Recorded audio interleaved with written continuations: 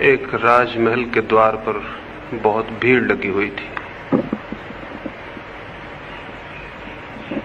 भीड़ सुबह से लगनी शुरू हुई थी, दोपहर आ गई थी और भीड़ बढ़ती चली गई थी। जो भी उस द्वार पर आके रुका था वो रुका ही रह गया था। वहां कोई बड़ी अभूतपूर्व घटना घट गई थी और जिसको भी राजधानी में खबर लगी वो भागा हुआ महल की तरफ चला आ रहा था। सांझ भी आ गई। करीब करीब सारी राजधानी महल के द्वार पर इकट्ठी हो गई थी। लाखों लोग इकट्ठे थे। उस द्वार पर सुबह सुबह एक भिक्षु आया था और उस भिक्षु ने राजा से कहा था, मुझे कुछ भिक्षा मिल सकेगी? राजा ने कहा था, कोई कमी नहीं है, तुम जो चाहो मांग लो। उस भिखारी ने एक बड़ी अजीब शर्त रखी। उसने कहा कि मैं भिक्षा तभी लेता हूं जब मुझे ये आश्वासन मिल जाए, ये वचन मिल जाए कि मेरा पूरा भिक्षा पात्र भर दिया जाएगा। मैं अधूरा भिक्षा पात्र लेकर नहीं जाऊंगा। तो यदि ये वचन देते हो कि मेरा पूरा भिक्षा पात्र भर देंगे तो मैं भिक्षा लूं, अन्यथा मैं किसी और द्वार पे चला जाऊं। ऐसा शर्त वाला भिखारी कभी देखा नहीं गया था और ये शर्त कोई इतनी बड़ी भी न थी कि राजा के द्वार से उसे लौटना पड़े। राजा हंसा और उसने कहा, तुमने मुझे क्या समझ रखा है? क्या मैं तुम्हारे इस छोटे से भिक्षा पात्र को न भर सकूंगा? शायद तुम सोचते हो कि मैं धान्य में कुछ कम हूं और एक भिखारी का भिक्षा पात्र भी न भर सकूंगा। उसने अपने वजीरों को कहा कि जाओ और अन्न के दानों से नहीं बल्कि हीरे मोतियों से इसके भिक्षा पात्र को भर दो। उसने कहा, शर्त मुझे स्वीकार है। राजा हंसा था ये कहकर, लेकिन भिखारी भी हंसा और उसने कहा, एक बार फिर सोच ले, क्योंकि न मालूम कितने लोगों ने ये शर्त स्वीकार की और वो इसे पूरा नहीं कर पाए। राजा ने कहा, कैसे पागलपन की बातें करते हो?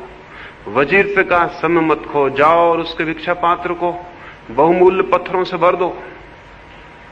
वजीर बहुत से हीरे मोती लेकर आया। उस राजा के पास कोई कमी न थी हीरे मोतियों की, अकूत उसके खजाने थे और उस भिखारी के भिक्षा पात्र में डाले, लेकिन डालते ही भूल पता चल गई। भिक्षा पात्र में डाले गए मोती हीरे कहीं खो गए और पात्र खाली का खाली रहा। फिर और लाकर डाले गए, फिर और लाकर डाले गए और वे जो अकूत खजाने थे वे खाली होने लगे। सुबह की दोपहर आ गई, भिक्षा पात्र खाली का खाली रहा। राजा घबराया, कठिनाई खड़ी हो गई थी। वचन दिया था लेकिन न मालूम कैसा था ये भिक्षा पात्र। सांझ हो गई, राजा भी अड़ा हुआ था कि भर देगा उसे, लेकिन राजा भी छोटा पड़ गया। भिक्षा पात्र बहुत बड़ा था, वो नहीं भरा और सांझ आखिर राजा को उस भिक्षु के पैरों पर गिर जाना पड़ा और माफी मांग लेनी पड़ी। उसने कहा, मुझे माफ कर दें, भूल हो गई, लेकिन मैं ये पूछना चाहता हूं और ये उत्तर मिल जाएगा तो मैं समझूंगा कि मैं माफ कर दिया गया। ये भिक्षा पात्र क्या है? ये कोई जादू है? ये क्या है रहस्य? ये क्या है मिस्ट्री? छोटा सा पात्र है और भरता नहीं है और मेरे खजाने खाली हो गए। उस भिक्षु ने जो कहा, उसने कहा, न तो कोई जादू है और न कोई रहस्य है। मैं एक मरघट से निकलता था, एक आदमी की खोपड़ी पड़ी मिल गई, उससे ही मैंने ये भिक्षा पात्र बना लिया और मैं खुद ही हैरान हो गया, ये भरता नहीं है। सच्ची बात यह है, आदमी की खोपड़ी कभी भी भरी नहीं है। उस राजमहल के द्वार पर यह जो घटना घटी थी, कोई रहस्य नहीं है इसमें, कोई मिस्ट्री नहीं है। हम सब जानते हैं कि हमारी खोपड़ी भरती नहीं है। मनुष्य का मन कुछ ऐसा बना है कि भरता नहीं, और मनुष्य को मन के भरने की जो दौड़ है वही संसार है। और इस सत्य को जान लेना कि मनुष्य का मन भरता नहीं, धर्म की शुरुआत है, धर्म का प्रारंभ है। धर्म से मेरा कोई संबंध हिंदू और मुसलमान और ईसाई और जैन से नहीं है। ये धर्म है भी नहीं। अगर ये धर्म होते तो दुनिया धार्मिक हो गई होती। कोई हिंदू है, कोई मुसलमान है, कोई जैन है, और इस होने की वजह से ही वो धार्मिक नहीं है। धार्मिक होना कुछ बात ही और है। धार्मिक होना एक आंतरिक क्रांति है, एक रेवोल्यूशन है जो चित्त में घटित हो जाती है। उसका कोई एफिलिएशन से, कोई ऑर्गेनाइजेशन से, कोई संगठन, किसी मंदिर और चर्च से कोई वास्ता नहीं है। धर्म का संबंध है मनुष्य के मन से। अगर कोई मंदिर है तो मनुष्य का मन है, और अगर कहीं कोई सत्य और परमात्मा है तो वहीं खोजा जाना है। जो किन्हीं और मंदिरों में खोजते हैं वे भटक जाते हैं, क्योंकि वे सब मंदिर बाहर होंगे, और बाहर के मंदिर और बाहर के मकानों में कोई फर्क नहीं। भीतर है कोई, और वो भीतर जो मंदिर है उसकी खोज उसी दिन शुरू होती है जिस दिन ये भ्रम टूट जाता है कि इस मन को भरने की दौड़ व्यर्थ है, ये दिखाई पड़ जाता है। जब तक हम इस मन को भरने की दौड़ में होते हैं तब तक न समय होता, न फुर्सत होती कि हम उसे खोजें जो भीतर है। क्योंकि मन की इस दौड़ को भरने के लिए हमें बाहर दौड़ना पड़ता है। भीतर जाने का अवकाश नहीं मिलता, समय नहीं मिलता, सुविधा नहीं मिलती। मन को भरना है तो बाहर दौड़ना पड़ता है, और परमात्मा को जानना है तो भीतर। जो बाहर दौड़ रहा है वो भीतर नहीं देख पाए, इसमें कोई आश्चर्य नहीं। हम सब बाहर दौड़ रहे हैं, और हम सबका आज तक का भी अनुभव वही है जो उस राजमहल पे उस राजा को हुआ था। हम में से कौन कितना भर गया है? और क्या ये सीधा सा तर्क और सीधा सा अनुमान नहीं कि आज तक हम दौड़े हैं और भरे नहीं, तो कल भी हम दौड़ेंगे तो भर कैसे जाएंगे? आज तक हम सब दौड़े हैं और खाली हैं,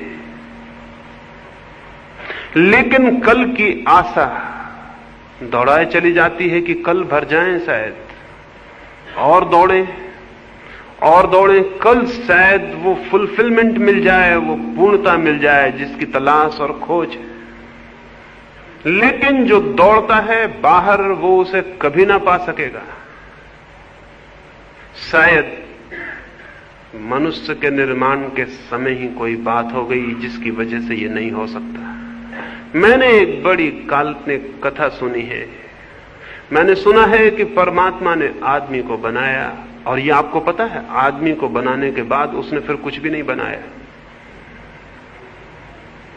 आदमी को बना के वो घबरा गया होगा, और उसने बनाने का अपना सारा काम बंद कर दिया होगा, और आदमी से शायद वो डर गया होगा। उसकी आशा न थी कि ऐसा आदमी बन जाएगा, और शायद पुरानी कथा है, वो इतना डर गया अपने ही बनाए हुए आदमी से कि उसने देवताओं से पूछा कि आज नहीं कल ये आदमी मुझे परेशान करने लगेगा, मुझे कोई छिपने की जगह बता दो जहां मैं छिप जाऊं और ये आदमी मुझे न खोज सके। तो अलग अलग सुझाव आए, बड़े प्रस्ताव आए। किसी ने कहा दूर हिमालय में पहाड़ों में छिप जाओ। परमात्मा हंसा और उसने कहा जो आदमी है हिमालय इसके लिए बहुत दूर नहीं है, ये वहां पहुंच जाएगा। किसी ने कहा चांद तारों में छिप जाओ। परमात्मा ने कहा थोड़ी बहुत देर छिपे रह सकते हैं, लेकिन यह आदमी जैसा मैंने बना लिया है ये वहां पहुंच ही जाएगा। फिर किसी ने उससे कहा फिर एक ही रास्ता है, इसी आदमी के भीतर छिप जाओ। परमात्मा राजी हो गया। ये सुझाव उचित और बड़ी समझदारी का था। क्योंकि आदमी और सब जगह ढूंढेगा, शायद ही उसे ख्याल आए कि उसके भीतर भी ढूंढने को कुछ है। कहानी तो काल्पनिक है, लेकिन बात बड़ी सच है। आदमी ढूंढता है बाहर, और जिसे पाना है वो है उसके भीतर। इसलिए जितनी खोज बढ़ती है उतना ही खोता चला जाता है। उल्टा ही होता है, खोज होती है ज्यादा और पाता है कि खो गया हूं। सिकंदर हिंदुस्तान की तरफ आता था। रास्ते में उसे एक फकीर मिला, डायोजनीस। बड़ी खबर थी उस फकीर की, बड़ा अनूठा वो आदमी था। एक छोर पर सिकंदर था तो दूसरे छोर पर वो था। सिकंदर ने राह से चलते वक्त सोचा कि मिलता चलूं डायोजनीस को भी, बड़ी खबर सुनी है इस आदमी की। नंग धड़ंग नंगा ही वो रहता था, एक छोटे से टीन के पोंगरे में पड़ा रहता था। टीन का एक गोल पोंगरा था, उसे धक्के दे के किसी भी दूसरे गांव में ले जाना आसान था। वो उसमें ही सोता, उसमें ही रहता। वो दोनों तरफ से खुला था, कोई द्वार दरवाजे न थे। सिकंदर ने खबर भेजी, खबर पहुंचाई कि जाके कह दो कि महान सिकंदर मिलने आता है। डायोजनीस अपने उस पोंगरे के बाहर सुबह की धूप लेता था, सर्दी के दिन थे। वो हंसने लगा और उसने कहा, जाओ कह देना सिकंदर को, जो खुद को महान समझता है उससे छोटा दूसरा आदमी नहीं। वे सिपाही बोले, बड़ी भूल की बात कह रहे हो। इसका एक ही नतीजा हो सकता है कि गर्दन तुम्हारे सिर से अलग कर दी जाए। डायोजनीस ने कहा, जाओ और कह देना। बड़ी कठिन है ये बात, क्योंकि जिस गर्दन को मेरी कोई अलग कर सकता है उसे बहुत देर पहले मैं खुद ही अलग कर चुका हूं।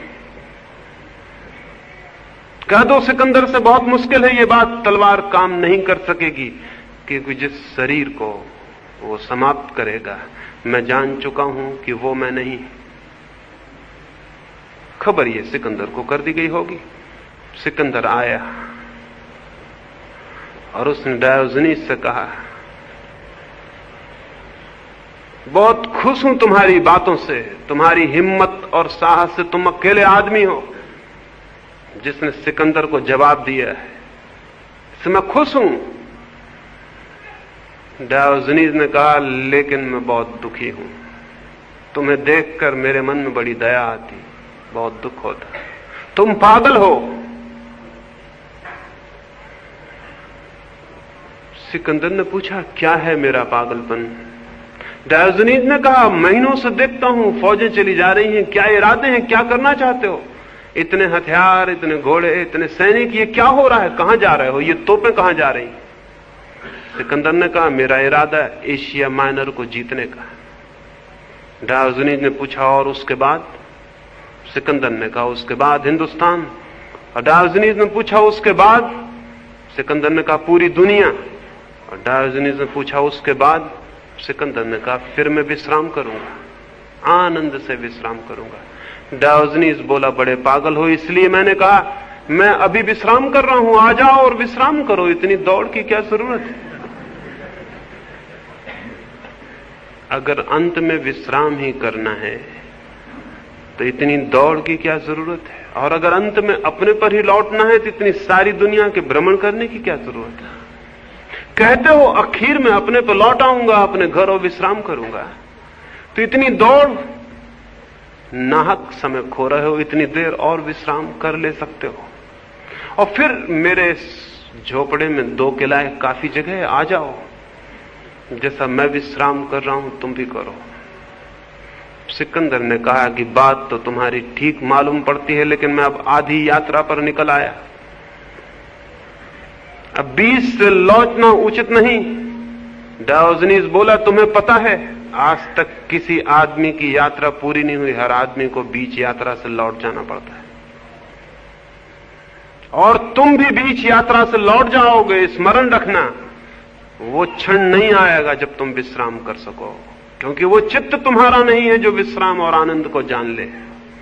और तुम बीच में ही टूट जाओगे, समाप्त हो जाओगे। यात्रा तो नहीं होगी पूरी, तुम पूरे हो जाओगे। और यही हुआ। सिकंदर भारत से वापस लौटते वक्त घर तक नहीं पहुंच पाया, बीच में समाप्त हो गए। फिर तो बड़ी अजीब एक और घटना घटी, और वो ये कि जिस दिन सिकंदर की मृत्यु हुई, संयोग की बात उसी दिन डायोजनीस की भी मृत्यु हुई। और सारे यूनान में एक कहानी प्रचलित हो गई कि मरने के बाद दोनों बैतरणी पर मिल गए स्वर्ग में। जब वो बैतरणी पार करते थे, नदी पार करते थे स्वर्ग के प्रवेश के लिए, तो वहां उनका मिलना हो गया। वो एक ही दिन मरे थे। सिकंदर थोड़ी देर पहले मरा था और डायोजनीस थोड़ी देर बाद। सिकंदर आगे था, डायोजनीस पीछे था। पैरों की आवाज सुन के और किसी के हंसने की आवाज सुन के सिकंदर को ख्याल आया, यह हंसी तो पहचानी हुई मालूम पड़ती।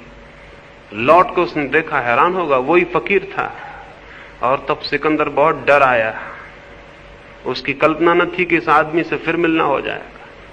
उसकी घोषणा सच साबित हुई थी, यात्रा अधूरी समाप्त हो गई थी। और सिकंदर ने दुनिया तो जीत ली थी, लेकिन विश्राम नहीं कर पाया था। शायद डायोजनीस इसलिए हंस रहा था, लेकिन अपनी झेप और अपनी हीनता मिटाने को सिकंदर ने जोर से खुद भी हंसा और चिल्ला के कहा कि बड़ी खुशी की बात है डायोजनीस, हम दोनों का फिर मिलना हो गया। एक बादशाह का एक फकीर से फिर से मिलना हो गया। डायोजनीस और जोर से हंसने लगा और उसने कहा, तुम ठीक ही कहते हो, एक बादशाह का एक फकीर से मिलना, लेकिन थोड़ी भूल करते हो कि कौन बादशाह है कौन फकीर है। बादशाह पीछे है और फकीर आगे है। मैं सब कुछ पाके लौट रहा हूं, तुम सब कुछ खो के लौट रहे हो, फिर कौन है बादशाह इसमें? एक ऐसी संपदा है मनुष्य के भीतर कि उसे पाए बिना न कभी कोई पूर्णता न कोई आनंद को उपलब्ध होता है। एक ऐसा सत्य है मनुष्य के भीतर, एक ऐसा राज्य, एक ऐसा साम्राज्य, एक ऐसा सौंदर्य, एक ऐसा आनंद और आलोक कि उसे पाए बिना हर आदमी दरिद्र है, दीनहीन है, दुखी और पीड़ित है। फिर चाहे वो बाहर की दुनिया में कुछ भी पाले, अगर भीतर के जगत में उसने कुछ नहीं पाया तो उसकी सारी संपदा का मूल्य 2 कौड़ी से ज्यादा नहीं। और वो संपत्ति केवल प्रतीत होती है कि है, क्योंकि जो संपत्ति छिन सकती है वो संपत्ति नहीं है, केवल विपत्ति है। और जो संपत्ति नहीं छीनी जा सकती वही संपत्ति है। क्या कोई ऐसी संपत्ति है मनुष्य के भीतर? क्या कोई ऐसा सत्य है? क्या कोई ऐसा लोक है मनुष्य की चेतना में जहां वो दुख और पीड़ा के पार हो जाए, अंधकार और अज्ञान के बाहर, जान सके मृत्यु के अतीत, जान सके उसे जो अनंत है और असीम है। मनुष्य के भीतर है, सबके भीतर है, लेकिन होना काफी नहीं है। उस पर आंख पड़नी चाहिए, उसका दर्शन होना चाहिए। अगर मेरे घर में खजाने भी गड़े हों और मुझे पता ना हो तो मैं भिखारी की तरह भटकूंगा, रोऊंगा, गिड़गिड़ाऊंगा, दूसरों के द्वारों पर भीख मांगूंगा। मेरे घर में गड़े हुए खजाने किसी अर्थ के ना होंगे। वे अर्थवान हो सकते हैं तभी जब मैं उन्हें जान लूं, पहचान लूं। एक बहुत बड़े महानगर में एक भिक्षु मर गया था। वो जिस जमीन पर 30 वर्षों से भीख मांगता रहा बैठकर, जहां उसने अपने गंदे चीथड़े फैला रखे थे और 30 वर्षों की गंदगी फैला रखी थी, वो मर गया तो पड़ोस के लोगों ने उसकी लाश को तो फिकवा दिया। और चूंकि उस भिखारी ने 30 वर्षों तक गंदगी की थी उस जमीन पर, उन्होंने सोचा ऐसे थोड़ा खोद के इसकी जमीन साफ करवा दे। वे हैरान रह गए, जहां उन्होंने खोदा वहां खजाने गड़े थे और वो भिखारी उन्हीं के ऊपर बैठकर जीवन भर भिक्षा का पात्र फैलाए बैठा रहा और भीख मांगता रहा था। क्या अर्थ था उस खजाने का जो नीचे गड़ा था? कोई भी नहीं, वो न होने के बराबर था। वो भिखारी और हम में बहुत भेद नहीं। जिस जमीन पर हम खड़े हैं वहीं बहुत कुछ गड़ा है। जहां हम हैं वहां बहुत कुछ है। ऐसे खजाने हैं जिन्हें पाके आदमी परम आनंद को उपलब्ध हो जाता है। ऐसा सौंदर्य है, ऐसा सत्य है, ऐसा संगीत है कि जिससे डूबकर जीवन का अर्थ उपलब्ध हो जाता है। लेकिन उस तरफ आंख उठनी चाहिए। उसके होने से कोई फर्क नहीं पड़ता, वो दिखाई पड़ना चाहिए। अगर वो दिखाई नहीं पड़ता तो हम तो भीख मांगे चले जाएंगे और हम भीख मांगते ही समाप्त भी हो सकते हैं। लेकिन उस तरफ आंख तभी उठ सकती है जब बाहर की तरफ से आंख का धोखा टूट जाए। उसके पहले उसकी तरफ आंख नहीं उठ सकती। कौन सी चीज है जो रोके हुए है उस तरफ आंख उठने से? कौन सी बात है जो अटकाए हुए? एक बात, और केवल एक ही बात, और वो ये कि शायद ये आशा कि बाहर में कुछ पालूं, संपत्ति, शक्ति, पद, वैभव, कुछ पालूं बाहर तो तृप्ति हो जाएगी मेरी। ये आशा और ये भ्रम भीतर आंख नहीं उठने देता। 24 घंटे आंख अटकी रहती है कहीं बाहर। फिर ये आंख बाहर भटकते भटकते परेशान हो जाती है, थक जाती है, बुढ़ापा आ जाता है। तो हम देखते हैं बूढ़े आदमियों को मंदिरों में जाते, सन्यासियों की बातें सुनते हैं, शास्त्र पढ़ते हैं। थक जाती है आंख, बाहर से ऊब जाती है, परेशान हो जाती है। तो फिर हम सोचते हैं अब धर्म की शरण, क्योंकि मौत आती है करीब और वो जीवन तो हमने गंवा दिया। लेकिन तब भी हम बाहर ही खोजते हैं। जीवन भर की गलत आदत पीछा नहीं छोड़ती। तब भी हम किसी मंदिर में खोजते हैं जो बाहर है, और किसी गुरु के चरणों में खोजते हैं वो भी बाहर है, और किसी शास्त्र में खोजते हैं वो भी बाहर है। और हिमालय पर चले जाएं और सन्यासी हो जाएं, वो सब होना बाहर है। वो जीवन भर की जो गलत आदत थी बाहर खोजने की, यद्यपि ये दिखाई पड़ गया कि बाहर नहीं मिलता, लेकिन फिर भी धर्म के नाम पर भी हम बाहर ही खोजते हैं। पहला भ्रम टूट जाता है तो दूसरा भ्रम उसकी जगह खड़ा हो जाता है। सवाल ये नहीं है कि बाहर आप धन खोजते हैं। अगर आप धर्म भी बाहर खोजते हैं तो बात वही है, कोई फर्क ना हुआ। सवाल ये नहीं है कि बाहर आप शक्ति खोजते हैं, पद खोजते हैं, राज्य खोजते हैं। अगर ईश्वर को भी बाहर खोजते हैं कोई फर्क ना हुआ, बात वही की वही है। जो बाहर खोजता है उसकी आंख भीतर नहीं पहुंच पाती, फिर चाहे बाहर वो कुछ भी खोजता हो। एक सन्यासी मोक्ष खोज रहा है कि मरने के बाद मोक्ष चला जाएगा, बाहर खोज रहा है। एक आदमी परमात्मा को खोज रहा है, जगह जगह बाहर खोज रहा है। बाहर की खोज संसार है, फिर चाहे वो खोज किसी भी चीज की क्यों न हो। भीतर की खोज धर्म है। भीतर क्या खोजेंगे? भीतर का तो हमें कोई पता ही नहीं, खोजेंगे क्या? ईश्वर को खोजेंगे, धन को खोजेंगे, क्या खोजेंगे भीतर? भीतर तो अननोन है, अज्ञात है, क्या खोजेंगे? भीतर का हमें कोई पता नहीं, इसलिए हम क्या खोजेंगे? बस एक ही बात हो सकती है, बाहर की खोज व्यर्थ दिखाई पड़ जाए तो बाहर से आंख अपने आप भीतर लौटनी शुरू हो जाएगी। जहां हमें सार्थकता दिखाई पड़ती है वहां हमारी आंख अटकी रहती है। वहीं हमारी आंख लगी रहती है जहां हमें अर्थ दिखाई पड़ता है, मीनिंग दिखाई पड़ता है। अगर वो मीनिंग दिखाई पड़ना बंद हो जाए कि वहां नहीं है अर्थ, आंख बदल जाएगी, फौरन बदल जाएगी। जहां हमें दिखाई पड़ता है कि अर्थ है वहीं हम बंधे रह जाते हैं। एक रात एक जंगल में दो साधु निकलते थे। वृद्ध साधु जैसे ही सांझ ढलने लगी और सूरज ढलने लगा, अपने युवा साथी से पूछा, कोई खतरा तो नहीं है इस जंगल में? कोई डर तो नहीं? वो युवा सन्यासी हैरान हुआ। आज तक ऐसी बात उसके वृद्ध गुरु ने कभी ना पूछी थी। अंधेरे से अंधेरे, बीहड़ से बीहड़, निबिड़ से निबिड़ जंगलों में से वे निकले थे, लेकिन कभी उसने न पूछा था कि कोई भय तो नहीं, कोई फियर तो नहीं, कोई डर तो नहीं।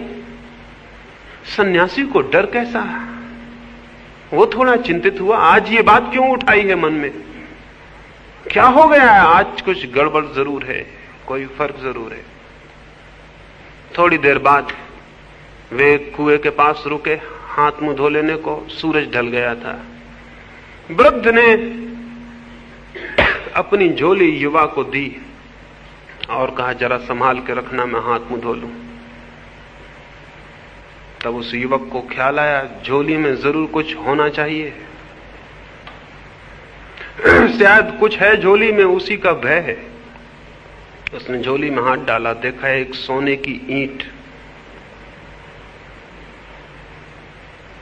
उसने उस ईंट को तो फेंक दिया जंगल के रास्ते के किनारे। उतने ही वजन का एक पत्थर झोली के भीतर रख दिया। फिर यात्रा फिर शुरू हो गई। गुरु आ गया, उसने जल्दी से अपनी झोली ले ली और फिर चलने लगे। थोड़ी ही देर बाद फिर गुरु ने कहा, जंगल में कोई डर तो नहीं? रात घनी होती जाती, रास्ता तुम्हारा परिचित है, भटक तो ना जाएंगे? जल्दी ही गांव आ जाएगा या नहीं? नहीं, जल्दी ही गांव आ जाएगा या नहीं? उस युवक ने कहा, भयभीत न हो, अब कोई भय नहीं, मैं भय को पीछे फेंक आया हूं। उसने घबरा के झोली में हाथ डाला। वहां तो एक पत्थर का टुकड़ा रखा था। वो वृद्ध हंसने लगा और उसने कहा, कितने आश्चर्य की बात है, मुझे ख्याल था कि सोने की ईंट ही रखी है, तो मैं संभाले चला जा रहा था, बार बार टटोल के देख लेता था। मुझे क्या पता कि भीतर पत्थर है। पत्थर उसने फेंक दिया और वो बोला कि अब चलने की कोई जरूरत नहीं, अब यहीं सो जाएं, अब गांव फिर सुबह उठ के चलेंगे। उस ईंट में अर्थ था तो मन वहां बंधा था। अब ईंट पत्थर हो गई तो रात वहीं सो गए वे। फिर कोई भय ना था, फिर कोई चिंता ना थी, फिर कोई विचार ना था। फिर वो झोला एक तरफ पड़ा रहा और वो पत्थर भी एक तरफ पड़ा रहा। जहां हमारा अर्थ है, चाहे उसमें अर्थ हो या न हो, जहां हमें अर्थ का बोध है, जहां हमारे चित्त को लगता है कि वहां अर्थ है, वहां हम बंधे रह जाते हैं। बाहर जो जगत है उसमें लगता है अर्थ है, इसलिए बंधन है। बाहर का जगत नहीं बांधता है किसी को। वो घर नहीं बांधता जिसमें आप रहते हैं, वो पत्नी और बच्चे नहीं बांधते जो आपके पास है, कोई नहीं बांधता आपको। आपके अर्थ का बोध बांधता है। आपको लगता है कि वहां अर्थ है, तो चित्त बंध जाता है, अटक जाता है, उलझ जाता है। फिर कुछ ना समझें कि इस बाहर के जगत को छोड़ के भागते हैं, पत्नी को छोड़ के, बच्चे को छोड़ के, घर द्वार छोड़ के जंगल की तरफ भागते हैं। जो भागता है वो भी मानता है कि अर्थ वहां था, नहीं तो भागने का कोई कारण नहीं। जिसके पीछे हम भागते हैं उसमें भी अर्थ है, और जिससे हम भागते हैं उसमें भी अर्थ है। अगर अर्थ ना हो तो उससे भागने का कोई कारण भी तो नहीं। दो तरह के लोग हैं जमीन में, एक तो वे जो बाहर की चीजों के पीछे भागते हैं, और एक वे जो बाहर की चीजों से डर के भागते हैं। लेकिन दोनों एक बात में सहमत हैं कि बाहर की चीज में अर्थ है। ये दोनों ही व्यक्ति धार्मिक नहीं। ये ग्रस्त धार्मिक नहीं जो घर में रह रहा है, और वो सन्यासी धार्मिक नहीं जो घर छोड़ के भागता है। इन दोनों का जहां तक इस बात का संबंध है कि बाहर अर्थ है, ये दोनों सहमत और राजी हैं। ये एक ही आदमी की दो शक्लें हैं, ये एक ही आदमी के दो पहलू हैं, ये एक ही दृष्टि के दो रूप हैं। ये भिन्न दृष्टि नहीं है। भिन्न दृष्टि तो उसकी है जिसे बाहर अर्थ दिखाई पड़ना बंद हो जाता है। तो न तो वो बाहर की चीजों के पीछे भागता है और न उनसे डर के भागता है। उसका भागना, उसका दौड़ना बंद हो जाता है। न तो वो धन के पीछे भागता है और न धन को छोड़ के भागता है। एक बहुत बड़े सन्यासी के पास में था। लोगों ने कहा उनके सामने अगर कोई रुपए पैसे ले जाए तो वो आंख बंद कर लेते। तो मैंने कहा फिर रुपए पैसों से उनका लगाव जारी है, उनका संबंध कायम है, रुपए पैसों पर उनकी नजर है। नहीं तो आंख बंद करने का क्या कारण है? कौन सी वजह? अगर कोई आदमी स्त्री को देख के आंख बंद कर लेता हो, समझ लें उसकी आंख स्त्री पर है। नहीं तो आंख बंद करने की क्या वजह? भागने की क्या वजह है? डरने की क्या वजह है? कोई स्त्री से थोड़ी डरता है, कोई स्त्री पुरुष से थोड़ी डरती है। डरती है अपने भीतर छिपे हुए भाव से, डरता है व्यक्ति अपने भीतर छिपी हुई कामना से। वो वहां मौजूद है इसलिए डर है, इसलिए आंख बंद करते हैं। और आंख बंद करने से वो मिटेगा जो आंख के भीतर है। आंख बंद करने से उसका क्या संबंध? कोई भी संबंध नहीं। आंख खुली हो या बंद हो, जो भीतर है वो भीतर है। तो हम धन के पीछे भागें कि धन छोड़ के भागें? हम राज्य को पकड़ें या राज्य को छोड़ें, दोनों हालत में हम वही हैं, कोई फर्क नहीं है। सन्यास के भ्रम ने, इस बात के भ्रम ने कि जो बाहर को छोड़ के भागता है वो धार्मिक है, जमीन पर धर्म को नहीं आने दिया। ये बात बिल्कुल ही भ्रामक है। ये वही आदमी है जो चीजों के पीछे भाग रहा था। ये वही आदमी है, बिल्कुल वही, जो चीजों को छोड़ के भाग रहा है। इसके भीतर कोई भी क्रांति नहीं हो गई है। एक गांव में एक वृद्ध दंपति था। पति था और पत्नी थी, और दोनों न तो भीख मांगते और न ही कोई बड़ा व्यवसाय करते थे। लकड़ियां काट लाते थे जंगल से, बेच देते। जो पैसा आ जाता संध्या तक, जो थोड़ा रूखा सूखा खाने को मिल जाता खा लेते, और जो बच जाता वो संध्या बांट देते। रात्रि फिर दरिद्र होकर सो जाते, सुबह फिर वही लकड़ी काट लाते। एक दिन वर्षा थी, दूसरे दिन भी वर्षा, और तीसरे दिन भी अचानक वर्षा आ गई थी। 3-4 दिन उन्हें भूखे ही रह जाना पड़ा। और चौथे दिन जब सूरज निकला और धूप निकली तो वे जंगल गए। 4 दिन के भूखे, बूढ़े, कमजोर, बामुश्किल उन्होंने लकड़ियां काटी और उन लकड़ियों को काट के उनकी मौलियां बना के लौटे। पति आगे था, पत्नी थोड़े पीछे थी। रास्ते पर देखा उसने कि एक थैली पड़ी है, कुछ असरफियां बाहर पड़ी हैं सोने की, कुछ थैली के भीतर है। उसके मन को ख्याल आया, पति को ख्याल आया, मैंने तो स्वर्ण को जीत लिया, मैंने तो धन पर विजय पा ली, मैंने तो त्याग कर दिया है पूरा। लेकिन पत्नी का क्या भरोसा? पतियों को कभी भी पत्नियों पर कोई भरोसा नहीं है, उसको भी नहीं था।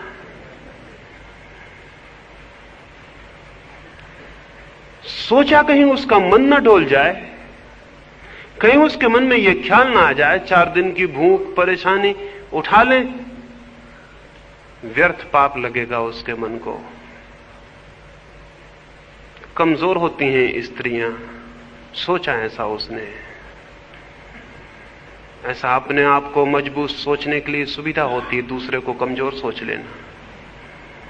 तो उसने जल्दी से उस असरफी और थैली को गड्ढे में सरका के मिट्टी डाल दी। पीछे उसकी पत्नी भी आ गई जब वो मिट्टी डाल ही रहा था। तो उसकी पत्नी ने पूछा, क्या करते हैं? सत्य बोलने का नियम था उसका, मुश्किल में पड़ गया। जो भी नियम ले लेते हैं सत्य बोलने का, वो मुश्किल में पड़ ही जाते हैं, क्योंकि सत्य सहज निकले वो बात दूसरी है और नियम से निकले वो बात बिल्कुल दूसरी है। तो कठिनाई खड़ी हो गई। सच बोलता है तो जो बात छिपानी चाहिए थी वो जाहिर होती, झूठ बोल नहीं सकता, इसलिए मजबूरी में उसे कहना ही पड़ा कि मुझे क्षमा करो, अपने मन में कोई वासना मत लाना। बहुत बहुमूल्य असरफियों वाली थैली यहां पड़ी थी, सोने की असरफियां थी। मैंने सोचा मैंने तो स्वर्ण पर विजय पा ली, लेकिन तुम्हारा मन कहीं डोल ना जाए, इसलिए मैं उन्होंने हटा के मिट्टी से ढक दिया ताकि तुम देख ना पाओ। वो पत्नी हंसने लगी और उसने कहा, तुम्हें सोना अभी दिखाई पड़ता है और तुम्हें मिट्टी पर मिट्टी डालते हुए शर्म भी नहीं आती? ये जो पति है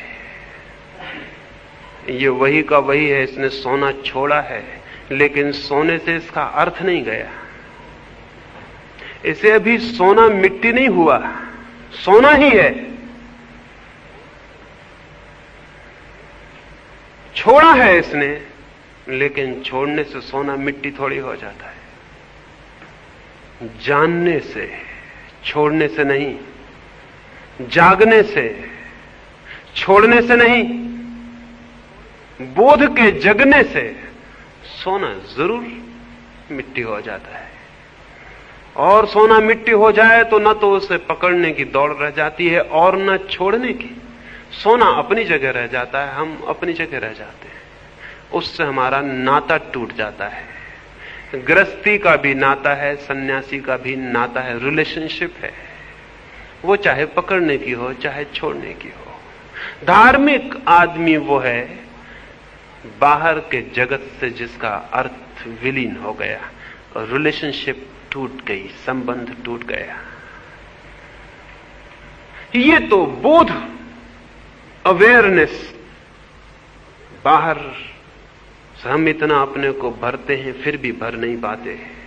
तो कहीं कोई भूल तो नहीं है, कहीं कुछ ऐसा तो नहीं है कि बाहर हम कुछ भी इकट्ठा करने में समर्थ हो जाएं, भीतर हम खाली ही बने रहेंगे।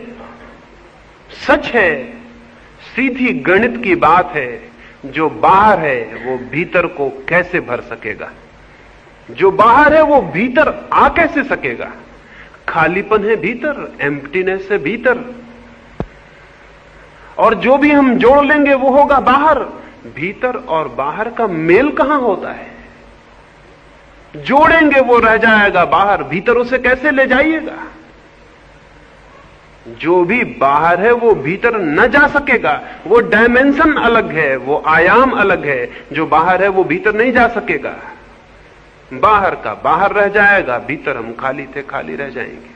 और उसी भीतर के खालीपन को भरने के लिए दौड़े थे, इकट्ठा किया था ये सब। इस इकट्ठा करने में जीवन तो व्यतीत होगा, लेकिन उपलब्धि नहीं होती है, नहीं हो सकती है। भीतर को भरने का उपाय बाहर नहीं है। इस बोध का नाम धर्म है, इस समझ, इस अंडरस्टैंडिंग का नाम धर्म है। न तो गीता पढ़ लेने का नाम और न बाइबल पढ़ लेने का नाम, और न टीका लगा लेने का नाम और न मंदिर चले जाने का नाम, और न इस तरह के वस्त्र या उस तरह के वस्त्र पहन लेने का नाम धर्म है। ये सब धोखे की बातें हैं जिनमें हम धार्मिक होने का मजा ले लेते हैं बिना धार्मिक हुए। सस्ते उपाय हमने खोज लिए हैं धार्मिक होने के भी, सस्ते 2-2 पैसे के उपाय। एक आदमी 4 पैसे की माला खरीद लाए और उस पर अंगुलियां फेराता रहे तो वो धार्मिक हो जाता है। इस भांति सेल्फ डिसेप्शन, खुद को हम धोखा दे लेते हैं कि धार्मिक हो गए। धार्मिक होना एक आमूल क्रांति है, और वो क्रांति इस बात से संबंधित है कि बाहर के जीवन में अर्थ नहीं है, ये दिखाई पड़ जाए। ये कैसे दिखाई पड़ेगा? किस मार्ग से ये दिखाई पड़ जाएगा कि बाहर के जीवन में अर्थ नहीं? ऑब्जर्वेशन से, निरीक्षण से। बाहर के जीवन को और स्वयं को थोड़ा निरीक्षण करें, थोड़ा देखें। निंदा ना करें, निंदा ना करें कि बाहर का जीवन पाप है और बुरा है। छोड़ना है इसे। जो निंदा करता है उसे अर्थ दिखाई पड़ रहा है, निंदा ना करें। कंडेमनेशन का कोई मतलब नहीं है। बाहर की दुनिया की निंदा ना करें कि ये पाप है और बुरा है। पाप और बुरा है तो भी अर्थ मौजूद है। नहीं, बाहर के जीवन को बहुत निर्दोष चित्त से देखें, बहुत इनोसेंट ऑब्जर्वेशन चाहिए। देखें आंख खोल के, ये बाहर की जिंदगी है, क्या है ये, और इतना मैं दौड़ूं और इतना इकट्ठा कर लूं, क्या होगा, क्या हो रहा है दूसरों को। अमेरिका का एक अरबपति कार्नेगी मरा तो उसके पास 4 अरब रुपए थे मरते वक्त, लेकिन बहुत उदास और दुखी था। उसकी जीवन कथा लिखने वाले लेखक ने उससे पूछा, आप तो तृप्त होंगे, अपने ही जीवन में अकेले अपने श्रम से 4 अरब रुपए आपने खड़े किए। कार्नेगी ने कहा, तृप्त? मेरे इरादे 10 अरब रुपए इकट्ठे करने के थे। मैं एक असफल आदमी हूं। क्या आप सोचते हैं कार्नेगी को 10 अरब रुपए मिल जाते तो सफल आदमी हो जाता? हम जानते हैं जिनको 10 अरब मिलते हैं वो भी सफल नहीं मानते अपने को, क्योंकि यदि वो सफल मान लें तो आगे की दौड़ बंद कर दें। लेकिन नहीं, 10 अरब के बाद भी दौड़ जारी रहती है। सफलता नहीं आई, नहीं तो दौड़ बंद हो जाती। सफलता आती तो दौड़ रुक जाती। कभी किसी की दौड़ रुकते देखी है? 10 अरब मिल जाते कार्नेगी को तो उसे पता भी नहीं चलता कि उसके सपने 100 अरब के कब हो गए। चुपचाप अंधेरे में सपने आगे बढ़ जाते हैं। जितना हम पा लेते हैं उससे बहुत आगे हमारे सपने खड़े हो जाते हैं। आकाश के क्षितिज की भांति, होरिजन की भांति दिखता है कि जमीन को छू रहा है, यही पास, यही सूरत के बाहर जमीन को छू रहा है आकाश चारों तरफ से। बढ़े थोड़ा तो पाएंगे वो आकाश भी हटता चला जा रहा है। सूरत बहुत पीछे छूट जाएगा और आकाश को जमीन छूने की जो रेखा है वो उतने ही दूर रहेगी जितने तब थी जब हम नहीं चले थे। कितना ही चल लें वो उतने ही दूर रहेगी। असल में आकाश जमीन को कहीं छूता ही नहीं तो फासला पूरा हो सकता था। चित्त की जो क्षितिज रेखा है आकांक्षा की, आशा की, वो भी कहीं पूर्ति को छूती नहीं तो पूरी हो सकती थी। बच्चों की एक छोटी कथा है। अलाइस नाम की लड़की परियों के देश में पहुंच गई थी। जब वो परियों के देश में पहुंची, जमीन से चलते चलते बहुत थक गई थी। आकाश में पहुंच गई तो बहुत थकी हुई थी। जमीन से चलना, छोटी बच्ची, भूख प्यास लगाई थी उसे। वहां जाके उसने देखा शीतल ठंडी हवाएं बहती हैं, बड़ी सुंदर जगह है, पर भूख उसे जोर से लगी है। चारों तरफ आंखें दौड़ाई, देखा थोड़ी ही दूर पर, जरा से फासले पर, 100 कदमों की दूरी पर परियों की रानी खड़ी है। उसके हाथ में फलों के, मिठाइयों के थाल है और वो रानी उसे बुला रही है कि अलाइस आ, वो उसे इशारा कर रही। अलाइस ने दौड़ना शुरू किया। सुबह थी तब सूरज निकल रहा था। वो भागी, 100 ही कदम का फासला था, 2 क्षण का फासला था, लेकिन भागी सूरज ऊपर चढ़ने लगा और वो घबरा गई। वो भागती जा रही है, रुक के देखती जाती है, फासला उतना ही है, डिस्टेंस उतना ही। वो रानी अब भी खड़ी है दरख्त के नीचे, हाथ में उसके फलों के थाल, और वो इशारा करती है आओ। उसकी आवाज सुनाई पड़ती है कि आ जाओ अलाइस। वो फिर भागती है, सूरज ऊपर आ गया, धूप कड़ी हो गई, वो थक गई, पसीने से भर गई। उसने रुक के खड़े होकर चिल्ला के पूछा ये क्या मामला है? सुबह से दोपहर हो गई दौड़ते दौड़ते, फासला छोटा मालूम पड़ता है, लेकिन मैं दौड़ती चली जा रही हूं और तुम उतने ही दूर हो जितनी दूर थी। उस रानी ने कहा ये मत सोचो, जो सोते हैं, जो सोचते हैं वो मुश्किल में पड़ जाते हैं, दौड़ो। सोचने वाला मुश्किल में पड़ जाता है, उसने कहा दौड़ो। दौड़ने वाला पहुंचता है, सोचने वाला मुश्किल में पड़ जाता है। उसको भूख लगी थी, वो फिर दौड़ने लगी। सूरज ढलने को आ गया, सांझ हो गई। वो अलाइस थक के गिर पड़ी। फासला उतना का उतना था। उसने चिल्ला के पूछा रानी ये कैसी दुनिया है तुम्हारी? सुबह से सांझ हो गई मेरे दौड़ते दौड़ते, ये रास्ता कहीं ले जाता नहीं? तुम तक पहुंचाता नहीं, फासला उतना है, और अब तो अंधेरा भी उतरने लगा। उस रानी ने कहा, पागल लड़की, तुझे शायद पता नहीं, दुनिया में कोई रास्ता किसी को कहीं नहीं पहुंचाता। सुबह जन्म के सूरज के साथ आदमी जहां अपने को पाता है, मृत्यु की संध्या वहीं पाता है, फासले उतने ही रहते हैं।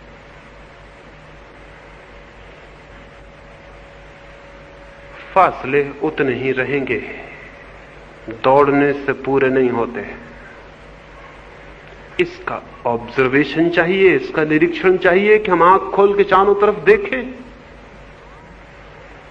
आंख खोल के जो देखेगा वो आदमी धार्मिक हुए बिना नहीं रह सकता। लेकिन जिनको हम धार्मिक जानते हैं वो तो आंख बंद करके बैठ जाते हैं। आंख बंद करने में धर्म नहीं, आंख ठीक से पूरी खोलने में धर्म है। आंख बंद करना एक तरह की मौत है। आंख बंद करना एक तरह की सुसाइड है, आत्महत्या है। क्योंकि जो आंख बंद करता है वो तथ्यों के जगत से टूट जाता है, और उन्हीं तथ्यों के निरीक्षण में छिपा है सत्य। उसी में जो सब तरफ फैला है, उसी में देखना है ठीक से। उसमें हम ठीक से नहीं देख पाते, इसलिए अर्थ मालूम होता है। ठीक से देख पाएं, अर्थ विलीन हो जाता है।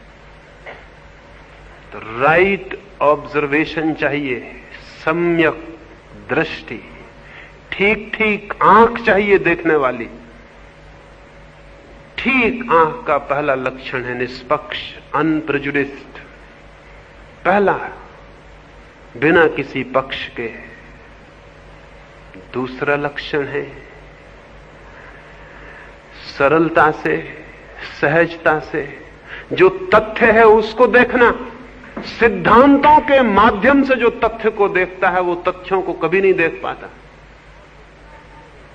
और जो तथ्यों को नहीं देख पाता, फैक्ट्स को नहीं देख पाता, उसकी आंखें कभी भ्रम से मुक्त नहीं हो पाती। एक युवक अपने गुरुकुल से वापस लौटा। जब वो गुरु से विदा होता था, उसने गुरु के पैर पड़े और उसकी आंखों से आंसू गिर पड़े गुरु के चरणों पर। गुरु ने कहा, रोते हो, क्या बात है? उसने कहा, रोऊं ना तो क्या करूं, मेरे सारे मित्र आज विदाई के क्षण में कुछ ना कुछ भेंट करते हैं आपको, मेरे पास लेकिन सिवाय आंसुओं के और कुछ भी नहीं। तो मैं रोता हूं और एक वचन चाहता हूं कि जब मेरे पास कुछ हो तो उसे स्वीकार कर लेना, बाद में कभी जब मैं आऊं तो मुझे इंकार ना हो। इसका वचन दें तो ही मैं जाऊंगा। मैं हूं बहुत दरिद्र, मां और पिता भी मेरे नहीं। आपने ही मुझे शिक्षा दी और भोजन भी दिया और वस्त्र भी दिए और आश्रय भी। मेरे पास कुछ भी नहीं है देने को, सब कुछ आपका ही है जो मैं हूं। तो किसी दिन अगर मैं कुछ ले आऊं तो वो स्वीकृत होगा, ये वचन दे दे। गुरु ने बहुत कहा, आंसुओं से बड़ी और कोई भेंट नहीं और प्रेम से बड़ा कोई सम्मान नहीं, लेकिन फिर भी तू नहीं मानता तो तेरी मर्जी। मेरे द्वार तेरे लिए हर चीज के लिए खुले हैं, तू कभी भी आ। वो युवक वहां से चला, देश की राजधानी में पहुंचा। उसी संध्या अपने एक मित्र के घर मेहमान हुआ। रात उसे करवटें बदलते देख के उसके मित्र ने पूछा, बेचैन मालूम होते हो बहुत, क्या बात है? उसने कहा, बेचैनी एक ही है, जिस गुरु के पास बहुत कुछ पाया उसे मैं भेंट भी ना कर सका, कुछ भी भेंट ना कर सका। उसके मित्र ने पूछा, क्या भेंट करना चाहते हो? उस युवक ने कहा, अगर 5 स्वर्ण मुद्राएं भी मुझे मिल जाएं, लेकिन कहां मिलेंगी, मैंने तो इकट्ठी 5 मुद्राएं देखी भी नहीं। तो मैं गुरु के चरणों में रखा था। उसके मित्र ने कहा, तुम निश्चिंत सो जाओ, सुबह थोड़े जल्दी उठाना। इस देश का जो राजा है उसका नियम है कि पहले भिक्षु, पहला याचक उसके द्वार पर जो चला जाता है वो जो भी मांग लेता है वो दे देता है। तो तुम 5 स्वर्ण मुद्राएं मांग लेना, जल्दी चले जाना, और घबराने की कोई बात नहीं, मुश्किल से कभी कोई याचक जाता होगा। वो निश्चिंता से सो गया और सुबह बहुत जल्दी राजा के द्वार पर पहुंच गया। कोई वहां न था। थोड़ी देर बाद राजा अपनी बगिया में घूमने को आया, तो वहां हाथ जोड़ के उसने कहा कि मैं पहला याचक हूं, जो मैं मांगूंगा दे सकेंगे आप? राजा ने कहा, आज के ही नहीं, सदा के तुम पहले याचक हो, क्योंकि आज तक जब से मैंने ये नियम लिया कोई नहीं आया। तो जो तुम मांगोगे मैं दे दूंगा, जो तुम मांगोगे। जैसे ही राजा ने यह कहा जो तुम मांगोगे, 5 स्वर्ण असरफियों का ख्याल एकदम खिसक गया और 5000 असरफियों का ख्याल आ गया। गणित सीखा था उसने भी, आप तो ही गणित जानते हैं, मैं ही थोड़ी, वो भी गणित जानता था। 5 हट गए और शून्य पर शून्य रख गए, 5000। उसने सोचा जब राजा कहता है जो मांगोगे, तो पागल हूं मैं जो 5 मांगू, 5000 क्यों नहीं? और फिर उसे लगा पागल हूं मैं जो 5000 ही मांगू, 5 लाख क्यों नहीं, या कि 5 करोड़, या कि 5 अरब, या कि खरब। और फिर बहुत ही शीघ्र क्षणों में संख्याएं लंबी हो गईं और अंतिम संख्या आ गई जो उसे मालूम थी। और तब उसका हृदय धक से रह गया कि मैंने और गणित क्यों न सीख लिया। राजा सामने ही खड़ा था। उसने कहा, प्रतीत होता है तुम निश्चय करके नहीं आए, तो तुम निश्चय कर लो, मैं बगिया का एक चक्कर लगाऊं।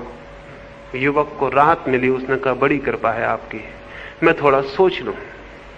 लेकिन सोचने का तो अंतिम सीमा आ गई थी, संख्याएं चुक गई थी। क्या सोचे, क्या करे?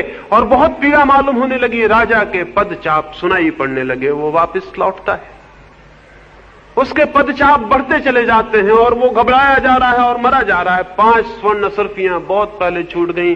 गुरु बहुत न मालूम कहां खो गया। देने लेने की बात ना रही, भेंट का कोई सवाल ना था। सवाल था एक, राजा कहता है जो मांगोगे दे दूंगा। तो पीड़ा मन को सताने लगी। इस बात की खुशी नहीं कि बहुत कुछ मिल जाएगा, इस बात का दुख कि पता नहीं कितना पीछे छूट जाएगा। मांग तो लूंगा ये, लेकिन पता नहीं कितना पीछे छूट जाएगा और ये अवसर जीवन में दोबारा आए ना आए। और डर है कि ना आएगा, क्योंकि राजा इस भेंट को दे के सचेत हो जाएगा और शायद वापस ले ले अपने नियम को। सोचा होगा एक गरीब सा लड़का है, 10-50 रुपए मांगेगा, कोई स्कॉलरशिप की बात कहेगा या कुछ और। राजा करीब आने लगा, तभी उसके सारे प्राण जैसे इकट्ठे हो गए और उसे ख्याल आया, मैं गलती में हूं, संख्या छोड़ दूं, मैं सीधा मांग लूं कि जो कुछ तुम्हारे पास है सब मुझे दे दो। संख्या की उलझन गड़बड़ है, पीछे पछतावा होगा। सब दे दो जो तुम्हारे पास है, हां 2 वस्त्र छोड़ दूं, जो वो पहने हैं पहने चला जाए। बाहर निकल जाओ 2 वस्त्र पहने हुए, दया है मेरी कि 2 वस्त्र छोड़ता हूं। ऐसे मन तो छोड़ने का नहीं होता, 2 वस्त्र भी कौन छोड़ना चाहता है। राजा सामने आया तो वो निर्णित था। उसने कहा, फिर से कह दें कि जो मैं मांगूंगा देंगे? राजा ने कहा मैंने, तुम चिंता क्यों करते हो, बोलो। उस युवक ने कहा, तब जो आप वस्त्र पहने हैं उन्हें पहने बाहर निकल जाएं, और जो आपका है सब मेरा हुआ। सोचा था राजा घबराएगा, पता नहीं हृदय का दौरा आ जाए, हार्ट अटैक हो जाए या क्या हो जाए। लेकिन राजा घबराया नहीं, बात उल्टी हो गई, घबराया युवक ही। क्योंकि राजा ने आकाश की तरफ हाथ जोड़े और कहा, हे परमात्मा, जिस आदमी की मैं प्रतीक्षा करता था वो आ गया। और राजा ने कहा, मेरे बेटे, 2 वस्त्र छोड़ने में तुझे बहुत कष्ट होगा, वो भी मैं छोड़े जाता हूं। मैं नग्न ही इस द्वार के बाहर निकल जाता हूं, जिसमें कि कभी तुझे पछतावा ना हो और मेरे प्रति क्रोध ना आए। छोड़ना बहुत कठिन होता है, राजा ने कहा। 2 वस्त्र भी छोड़ना बहुत कठिन होता है, और तेरी उम्र में बहुत कठिन है। मैं ये वस्त्र उतारने लगा राजा। युवक बोला, ठहरो, एक चक्कर और बगीचे का लगाएं, मैं एक बार और सोच लूं,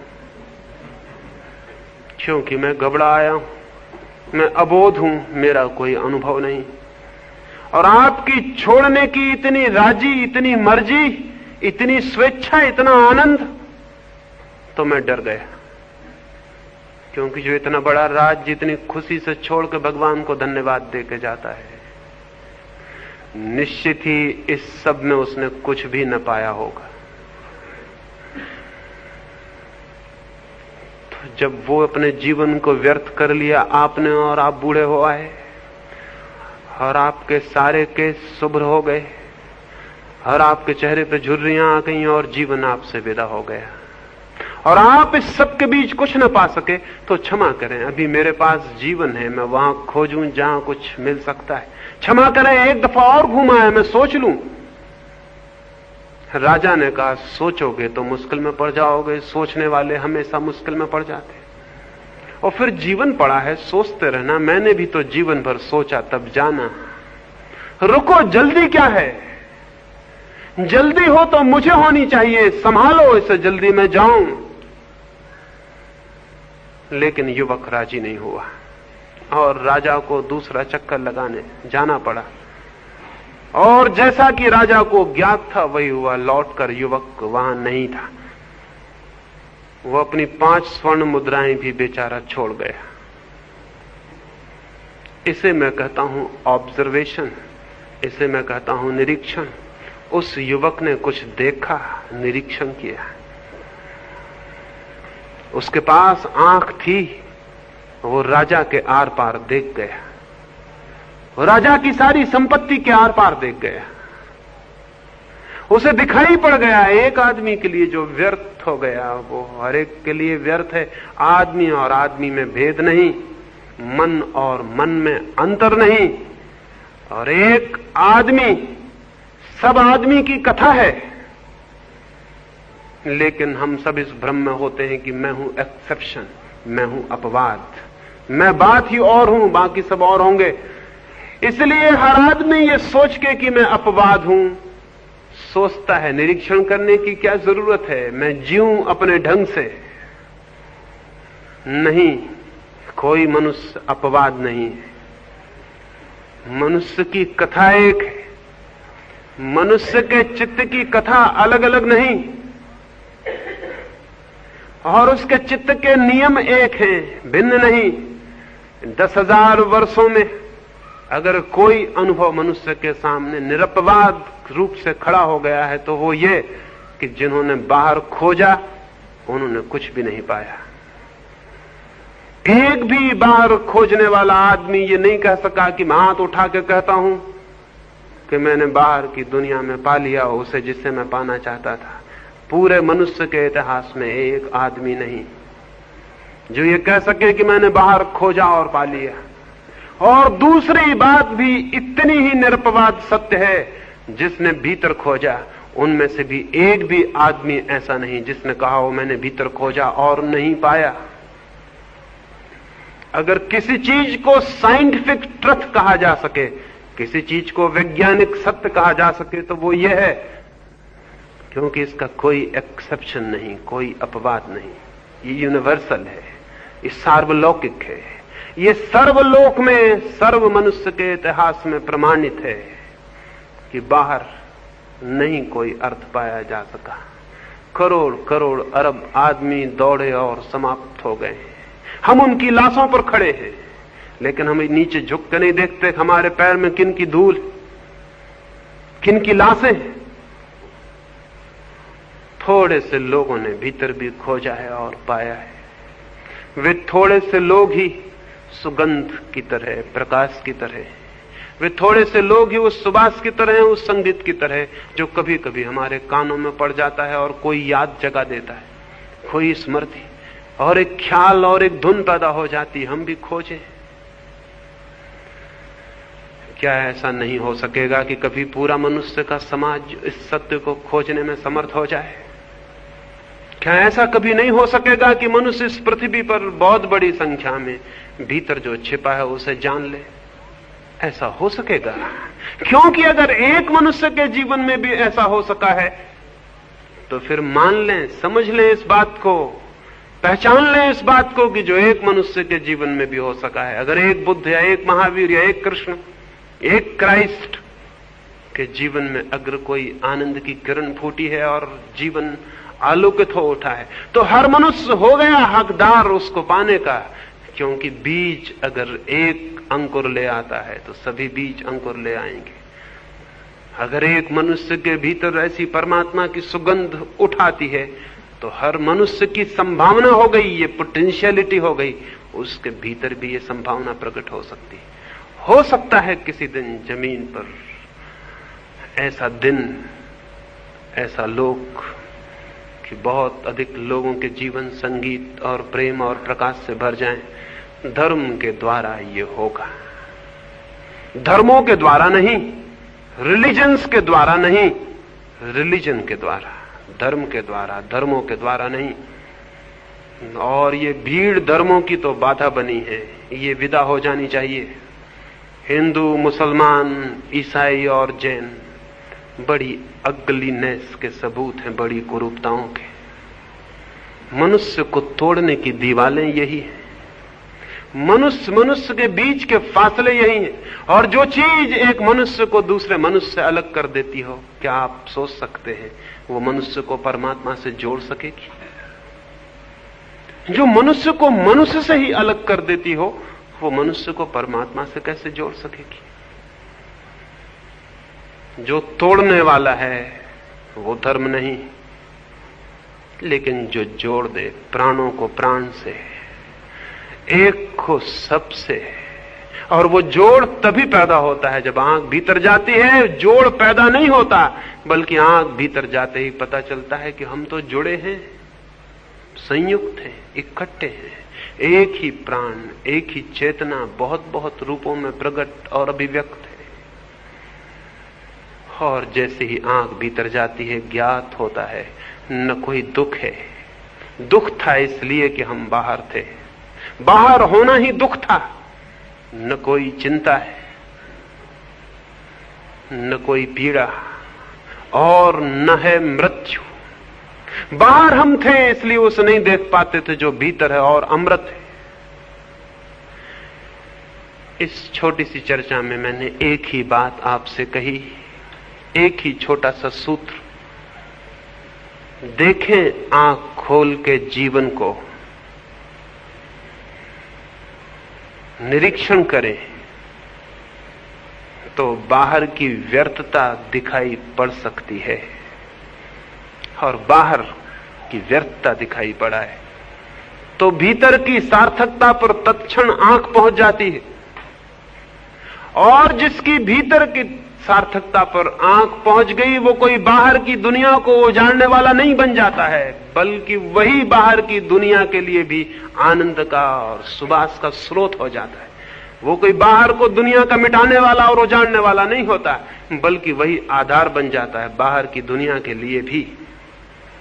क्योंकि जब भीतर सुगंध पैदा होती है तो सुगंध बाहर फैलनी शुरू हो जाती है, और जब भीतर आनंद पैदा होता है तो आनंद बाहर बंटना शुरू हो जाता है, और जब भीतर प्रकाश का जन्म होता है तो उसकी किरणें बाहर पहुंचनी शुरू हो जाती है। जो भीतर है फिर वो बाहर बंटने लगता है।